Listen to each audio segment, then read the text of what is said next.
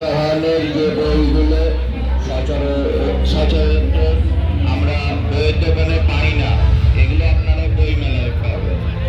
হ্যাঁ, তো বই কিনুন, বই পড়ুন। বই মঞ্চে অযথা ভিড় করবে না। বই মঞ্চে অযথা ভিড় করবে না। ভলেন্টিয়ার যারা আমাদের বই মঞ্চে উঠেছে তাদেরকে অনুগ্রহ করে ভিড় করবে না। বলো ঘুরো ঘুরো।